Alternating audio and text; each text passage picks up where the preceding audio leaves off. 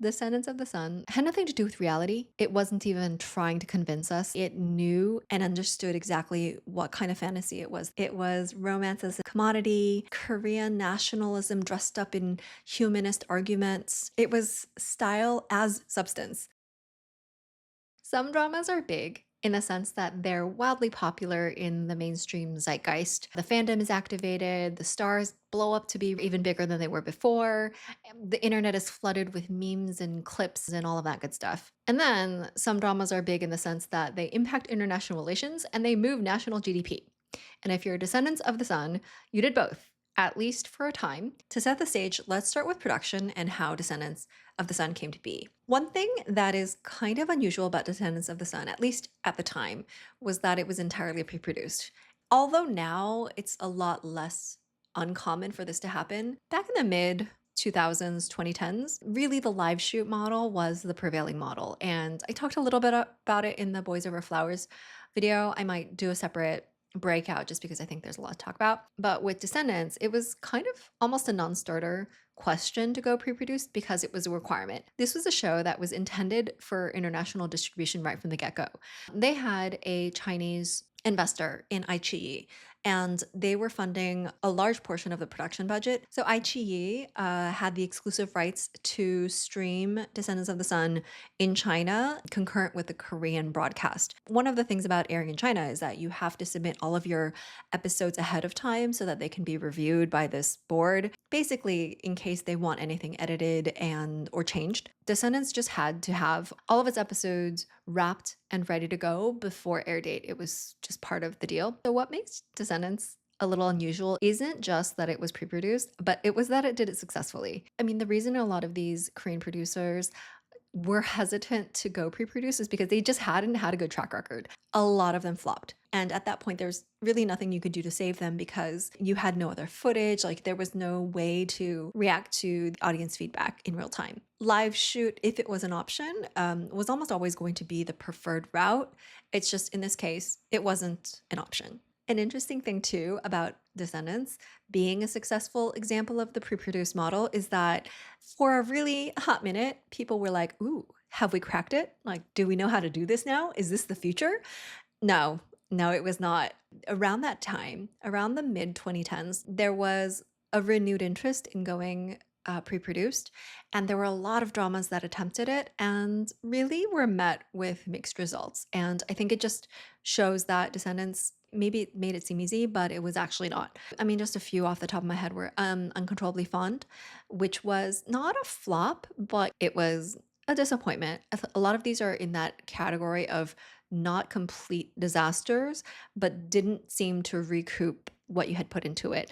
And of course, the Uncontrollably Fond example is always interesting to me because I remember that they had filmed it in all of this heavy winter gear and I was watching it in the heat of summer. A few others were Hwarang, Moon Lovers, Scarlet Heart Y'all, Saimdang, My Sassy Girl. Like all of these were just slightly disappointing. So Descendants didn't prove the rule, it was the exception to the rule. Even so, going pre-produced didn't mean that they magically had all of this time. They actually had quite a crunch at the end. Song Joong-ki actually injured himself during the shoot where he, I think, fractured his wrist and did something to his ligament in his knee. And so for a time, he was not even able to walk properly. And they, of course, couldn't give him a lot of time to recover. And I think they had to reshoot action scenes to cover up the fact that he wasn't super mobile and also make them less intense. You can actually see his real cast in the show during episodes 14 and 15, which he filmed while recovering from his injury. He reportedly only was able to take 10 days to recover because I think they were running out of time. And the drama that was on KBS before was extended a little bit. And I think it was at least in part due to buying Descendants a little bit more time. Okay, the casting, we all know Song Hye-kyo, Song Joong-ki, Song Song couple. I'll talk about it in a second. What I think is interesting about this writer, Kim Eun-suk, is that she does like to reuse a lot of the actors. The male lead role that Song Joong-ki plays, he was not the first choice. There were actually a number of leading men that were offered the role that all passed on it. And I think it was less passing on it because they didn't want it and more scheduling concerns. Some of them were Hyunbin, who had worked with Kim Eun-suk in Secret Garden, and then Gong Yoo, who couldn't work with her on this one, but then came back in the next one for Goblin. Kim Woo-bin, who had worked on The Heirs, and then Cho In-sung, who couldn't do it and actually recommended Song Joong-ki because they're friends. And Song Joong-ki had literally just come out of his army duty, his 2-year military service, and I think like 2 days after he was discharged, he was in script reads. Song Hye-kyo, this was the first time Song Hye-kyo was working with Kim Eun-suk. A couple of years later, they reunited with The Glory, which kind of was a career-defining turn for her again. So Kim Eun-suk, I think, is the main draw here. She is a star writer. She is maybe the most famous and the most successful Korean drama scriptwriter working right now, and probably one of the top of all time. She has a long list of hits to her name, and I don't actually think I recall a single flop in her entire oeuvre. Like she's been on a tear. So she did Lovers in Paris, Lovers in Prague, Lovers, the series. Oh, I'm just going to rattle these off. Like Secret Garden, On Air, A Gentleman's Dignity, Heirs. And she has by now a very trademark set of traits. She's known for her banter and for big romance, and all of her dramas just hit the mainstream in a certain way. It's like she's kind of unlocked a code. Caveat, like I think she's not for everyone. I think for a very long time I had sort of a block with her. One of her strengths is that she has a knack for making dramatic, sweeping moments, like moments with a capital M. And it's the stuff of epic romance and drama. One thing I've always felt with her, though, is that it sort of feels like she's writing from big movie moment to next big movie moment and just kind of filling in the stuff in between rather than letting the story feel organically or character driven. It has a way of feeling designed or maybe more contrived than I want it to feel, which may be a taste preference more than anything. But I will recognize that she has a distinct style that works for dramas, and it kind of gives them that like fizzy, addictive quality. So it's interesting that this drama was not immediately picked up. There were reports that it was initially passed over at SBS for various reasons. I think the war, foreign locale, sort of like military angle made it a little bit of maybe a tough buy. But I'm a little surprised because like Kim Eun-suk is as close to a guaranteed hit as you can have. But of course, KBS then picked it up and then it became what it was. The director Lee Young-book is also known as a hitmaker director, but at this time, I think this was the start of it. So I think he's really much more famous for this and dramas afterward. It was really Descendants of the Sun, Goblin, Mr. Sunshine, and most recently Dear X. So, Descendants of the Sun, the phenomenon. I think what made Descendants of the Sun work had nothing to do with reality. It wasn't even trying to convince us that there was any sort of the real world in it. I think ultimately it knew and understood exactly what kind of fantasy it was that they were exporting. It was fantasy, it was romance as an exportable commodity, it was Korean nationalism dressed up in humanist arguments, it was putting forth a vision of Korean identity as a morally upright global player, contributor to the world. It was style as substance. It was a glorification of the military and soldiers in that very like nationalistic slash Top Gun way. So when you're watching Top Gun, you're not thinking they're making any sort of nationalist argument, but hell, it's fun. And Descendants kind of did that too.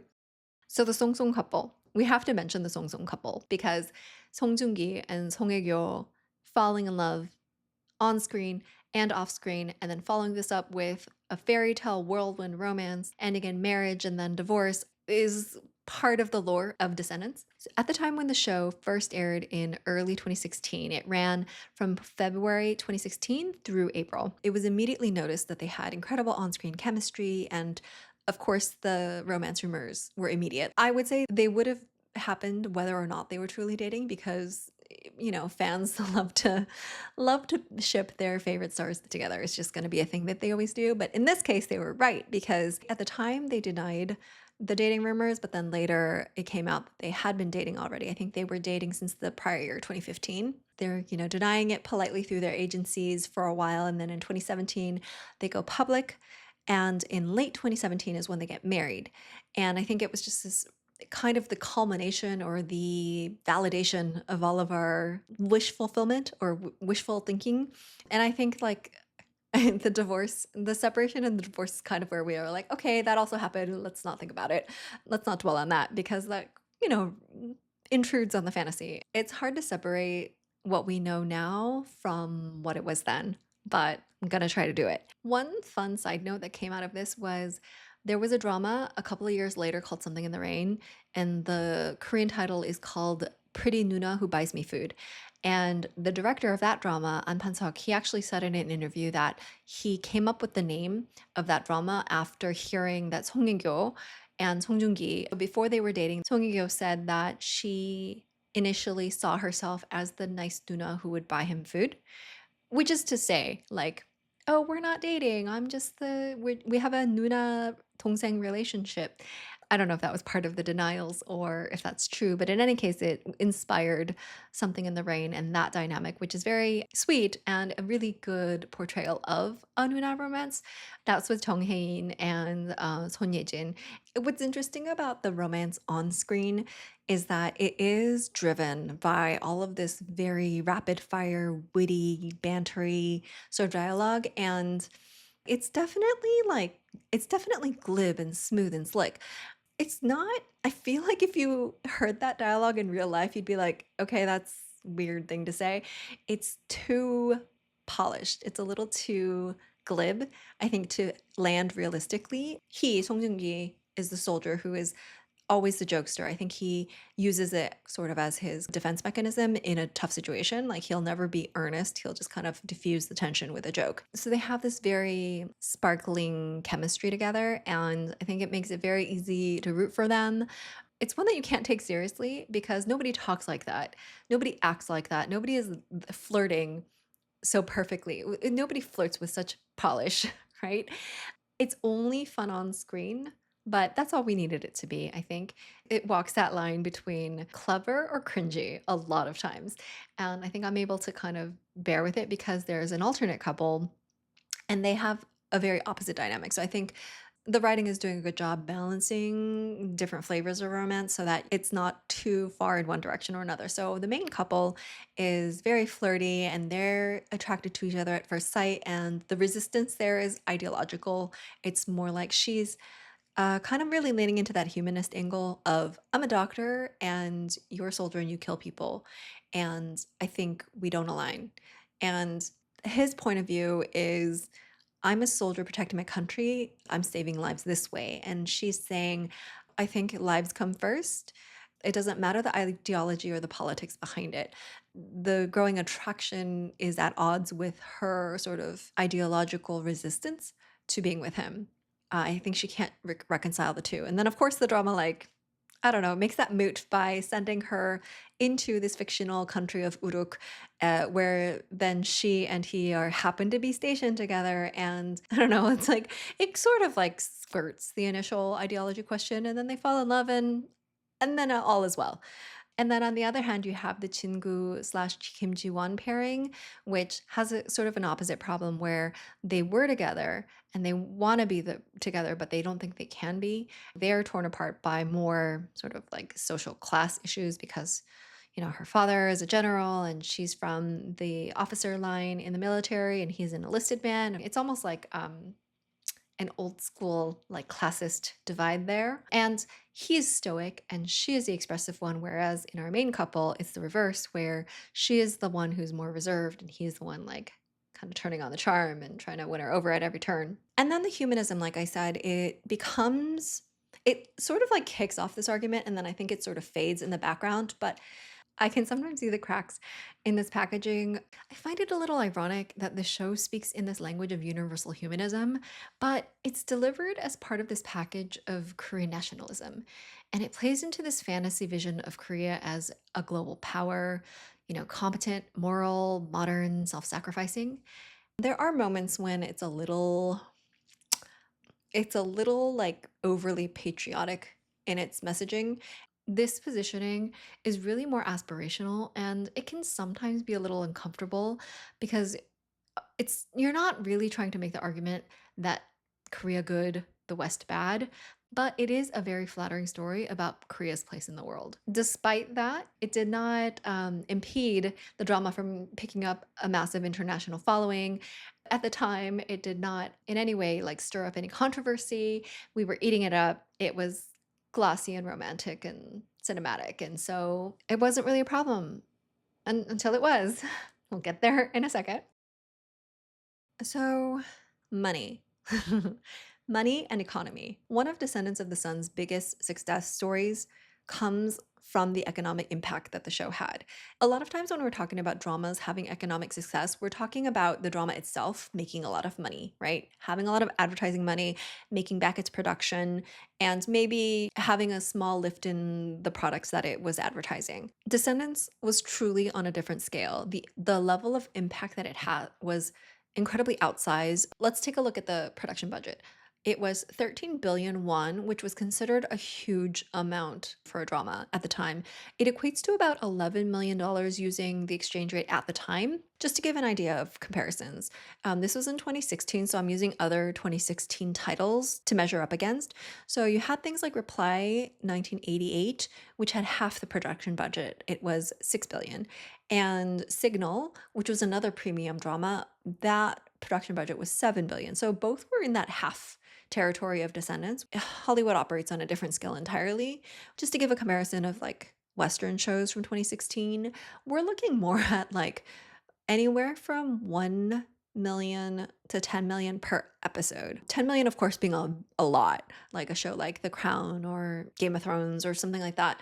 As I said, China was a huge investor. They supplied about 4 million out of that 11 million. So that was a pretty hefty cut. It was not quite half, maybe about 40% of that production budget coming from iQIYI. In addition to that, another 3 billion won or so, which equates to maybe like $2.5 million, was brought in through product placement, PPL, which, if you watch the drama, you know was pretty excessive. And I think that was one of the initial concerns of setting this drama mostly in that fictional Uruk nation, where it's not even like in a city, right? They're kind of like an army outpost. No opportunities to advertise fancy modern appliances or cosmetics or cars or whatever. Although, where there's a will, there's a way, because they did manage to squeeze in a hell of a lot of product placement. And it became almost a joke. I have to say, a lot of times when PPL becomes really kind of obtrusive, it's annoying. And most of the time we don't like it. We'll make fun of it maybe. You know, every time somebody walks into a subway, I have to laugh. And there are a couple of subway moments in the show. By and large, it's kind of annoying. But in this drama, it's done so over the top that I'm like, you know what? Kudos to them. They found a way to make it happen. They're out in the middle of the desert and they're, you know, advertising ginseng of all things. And there's a funny thing too, is that there was this like ginseng stick that, I mean, a lot of Korean grandpas used to take, and I want to say this drama made them cool or coolish. It piqued a lot of curiosity as to what it was. And I remember when I saw Song Joong-ki like sipping on a stick like it was the most delicious thing in the world. I remember being like, wow, that's acting, because that stuff tastes awful. You would see these little red sticks pop up. I actually have some. This is just funny because my mom just came back from Korea and she knows that I sometimes take these, and so she brought me back a box, but she brought me back, ironically, the one that they take in the drama, which is the bad one. I think back in 2016, they weren't making them very tasty. Like now, see, here's the one I take. And this one actually tastes good. It's the grapefruit flavor. Okay, I'm not product placed. I'm not sponsored, but like, hey, Cheongwanjang, if you want to reach out, my DMs are open. This is the really bad one, and I'm not going to taste it, but, or should I taste it? I'm kind of scared too, but just okay, so this is like a watery, essency thing, and so they would be like sipping it on screen. Of course, they're not like actually consuming it. They would make it look so good, and but when you taste it, oh, oh, oh my God. Oh, that's pretty awful. But anyway, back to the PPL. That wasn't even the most ridiculous one. There's Song Hye-kyo is the spokesperson for Amore Pacific, like the cosmetic brand. And there's this lipstick that she wears in the drama, which I think she a couple of times is seen with it in one of the city, like Seoul scenes. But then she brings it out when they're in Uruk. And there's a scene where they use the lipstick to write a warning minefield sign. And then she like literally like draws a skull and crossbones using her lipstick. And then as she's done with it, she's like, puts it on her lips. That lipstick sold out, of course, which is just, is that not the most K-drama thing you've ever heard? It was the Laneige two-tone lipstick, and I do remember that being quite a thing. Hyundai was a sponsor, and he's driving this Hyundai, is it like the Tucson? This Hyundai SUV, which all of a sudden have massive sales. There was even this PPL, this one did get criticism, where Kim Ji-won and Jingu are in a car, he's driving, and literally to show off the self-driving powers of the car, he takes his hands off the wheel and turns to her to kiss her in the car. And they're like, look, mono hands, the car is driving. That one had no place being there. Like I said, there were a couple of subway scenes. And then there's like, you know, smartphone apps and things like that, which I think anything that they could sell, they said, oh, Dalcom, which is a coffee brand, is basically where they have all their dates. And you can see like the cups being angled so you can read, you know, the name of the cups. So basically they called it Descendants of PPL at some point. Kudos to them for finding ways to shoehorn as much product as they could. But as a result of that, the estimated economic impact of this one drama on the Korean GDP was something like 1 trillion won, which translates into a little less than $1 billion, like around 890 million. I say estimated because it's not like you can track every sale down to the dollar, but it's estimated from the boost in tourism, the literal boost in sales of all of the products that were affiliated with this show, etc. It's a hell of a lot of money. Just to give you an idea of what that means in the scope of things, in 2015, the year before this drama aired, the Korean gross domestic product, the GDP, came in at 1.465 trillion won. And if you're like calculating the 1 trillion against that, it basically means like 0.06% of the GDP of the country. Another way to look at it is $1 out of every $1,600 could be attributed to this drama, if you're using that math. So really the argument is forming for Descendants of the Sun not just being a hit drama, a really popular Hallyu vehicle, the cause of an economic boom. It's also really pointing at the soft power of Hallyu, the soft power of Korean entertainment at this point in time.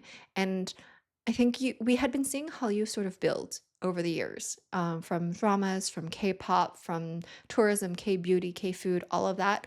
And 2016, right around the time of this drama, is when we see it really peak. So in addition to not only the cold hard cash that the drama brought in and the popularity of the stars and the fact that it exported to 32 countries, I think you can see that it had this outsized impact. According to iQIYI, in the first week of Descendants of the Sun, that drama pulled in 400 million streams. In mid-April, with even a couple of episodes left still to air, iQIYI reported that they had hit 2 billion streams of Descendants of the Sun, which is massive. On top of all of those quantifiable achievements, you also have this drama just being a boon for national branding, because you have this picture of Korea being exported to 32 markets as global peacekeepers and healthcare providers and morally upright thinkers and humanists and always being on the side of the good. It really painted this very rosy picture of Korea as being at this wave of soft power growing. The drama was so popular that the Chinese government actually issued a warning about the dangers of Descendants of the Sun. One other fun side story is basically the military and the military speech that this drama popularized. And I'm going to be a real word nerd for a second here. So if this isn't your thing, skip to the next chapter. There was a way of talking that all of the soldiers had, especially the main leads, Song Joong-ki and Jin-gu, and it's this very clipped, repetitive sort of cadence of speech that always ended their sentences in the same way. So in Korean, it's like 말입니다. 받지 말지 말입니다. 맞지 말입니다. 오시지 말입니다. 곧 괜찮아지겠지 말입니다. 아직 10분 안 됐지 말입니다. 괜찮겠지 말입니다. 소주나 일단 하지 말입니다. Normal Korean speech, a lot of times, a lot of like casual conversational Korean speech will end in the yo. So you'll hear like 아니요, 그래요, 가요, you know, it's the yo is very standard. In the military, they call it the ta na ka, which is all of your sentences have to end in ta, na, or ka, which is like 합니다, 하나 합니까? It has a very succinct, official, brusque, kind of masculine way of speech. So with this 말입니다 speech, what Descendants did was it kind of brought back this old way of speaking that like isn't used in the military now, but it made it seem like that's the way that people talked, and then it became such a phenomenon that people just started saying it. It is fun to say, and so they started putting it everywhere, not seriously, but that's how they would end all of their sentences. And so like you would have the kids ending all of their sentences in this very like clipped military masculine way of speaking. So it's like everything was a 그렇지 말입니다. Actually, the military actually found itself in this very interesting, like awkward position where they were happy that the drama was making them cool and seen in a positive light, but they were like, that way of speaking is grammatically wrong, and we would like you to not use it. And so the backstory there is that in the 1980s is when this turn of phrase kind of started happening. And it was because, like, when you're in the military, you want to say things like, sir, yes, sir. But like the words would come out of your mouth before you realized, oh, I didn't end it properly. And you would tack on something to turn it around and make it acceptable. That became the way people would speak, where 그렇지 말입니다 just means like that is to say. So you would say your thought and then end it with that is to say, which is not proper grammar. And it was actually like I guess used so much that in the 90s they tried to phase it out and they banned that from speech. And so then you have the writer like who did not go to the military, who just kind of digs it up out of the archives, dusts it off, and makes it really popular because you have these characters speaking in this very, I don't know, it's like fun way of speaking, and it just becomes like the trend of the moment. The military actually issued guidelines to encourage people to not use that way of speech and to use proper grammar, and they even allowed the yo ending. They're like, if you're not in official communications, feel free to use the proper Korean conversational yo. And that's just a side story. So this is 2016. Economy is booming, Descendants flying high, and it seemed at the time that it was unstoppable. And then stuff happened. So, one of the major things that happened in 2016 was the THAAD missile defense system that caused major international tensions between South Korea and China. It stands for Terminal High Altitude Area Defense System. Basically, in a nutshell, THAAD is a more advanced system of shooting down ballistic missiles. So, intercepting ballistic missiles midair at a higher altitude. And they describe it sort of like a bullet shooting down a bullet. And in July of 2016, South Korea and US announced that they would be deploying the system on the South Korean peninsula, which raised a lot of red flags for China and North Korea. And this is at a time when North Korea is like routinely threatening to send missiles into South Korea and shoot things down. China protested pretty strenuously. It wasn't necessarily about China being afraid that their missiles that they're sending to Korea would be intercepted. No, it was much more about the surveillance capabilities and tracking abilities of the system that had China nervous, and that would give the US an earlier warning signals about Chinese activities. They saw this as a threat. They accused South Korea of playing a pawn to the US, and they were pretty aggressively against this. The US and Korea were undeterred, and they, started setting up plans to get this deployed that year. Tensions kept escalating. I mean, if you will recall, it was in the news for probably about 6 months straight. And finally, in early 2017, in March, China announced basically a ban of Korean imports. Cutting in here from the future to clarify, it wasn't a blanket ban on all things from South Korea, but China imposed a wave of retaliatory restrictions on Korean products, tourism, and entertainment. All right, back to the past. I think people started to call it the Hallyu ban. And so this included not only like the dramas, K-pop, anything cultural, but also like travel, cosmetic imports, cars. Lotte Group, which is one of the big conglomerates in Korea, they have, a whole network of like supermarkets, stores, and they had offered up the land upon which this THAAD system would be deployed. And in retaliation, China was basically like, get the hell out of my country. So they shut down a lot of those stores. Like they had online malls like Alibaba voluntarily pulling all Lotte products. The dramas and films were banned from being aired in China. Also, like the Korean stars couldn't go to China to do any promotions.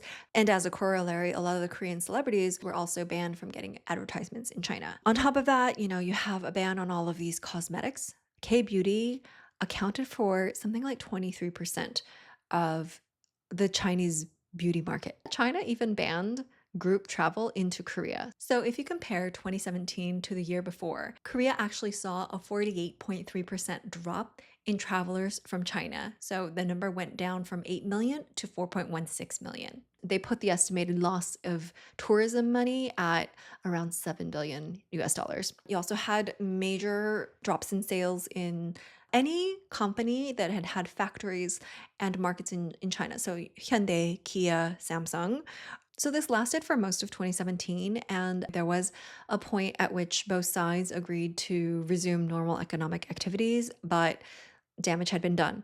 And even after a lot of these bans had been lifted, it was still a tremendous loss. All in all, the estimated cost to the South Korean economy as a result of THAAD and the Chinese retaliation was put at roughly 17 trillion won, which is about 14 billion US dollars. It really showed the magnitude to which this swung the pendulum wildly in the other direction so quickly. So, with all of that in mind, it's fascinating to look back at Descendants of the Sun through this lens with the benefit of hindsight.